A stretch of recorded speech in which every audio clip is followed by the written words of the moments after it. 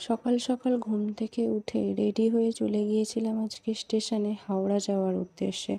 যদি সকালে ঘুম থেকে উঠে কোথাও যেতে হয়, সেটা আমার কাছে মনে হয় পৃথিবীর সবথেকে কঠিনতম কাজ।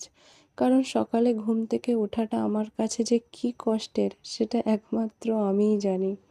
হাওড়া যাব আর হাওড়ার ব্রিজ থেকে হেঁটে যাব না, এটা কখনো হতে পারে না।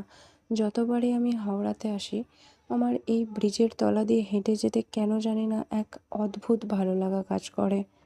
বাসে করেও যাওয়া যায়, কিন্তু বাসে করে গেলে এই যে নদীর একটা ঠান্ডা হাওয়া, সেটা ঠিক করে অনুভব করা যায় না।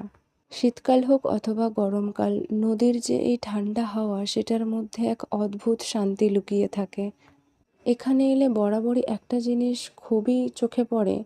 ঠিক যেমন এই বাস, ট্যাক্সিগুলো ছুটে চলেছে, প্রত্যেকটা মানুষও ঠিক তেমনই সমান তালে ছুটে চলেছে তাদের রুজি রোজগারের জন্য। কেউ এক মিনিটও ফালতু সময় নষ্ট করে না এখানে এলে। ছোটবেলায় যখন বাবা মায়ের হাত ধরে কলকাতায় আসতাম, তখন খুব ইচ্ছা করতো এই সমস্ত জিনিসগুলো একটু ক্যামেরাবন্দি করে রাখার, কিন্তু ফোনের অভাবে করতে পারিনি। আজ সুযোগটা হয়ে গেল। খুব ভালো লাগছে। আজকের জন্য এতটুকুই ছিল।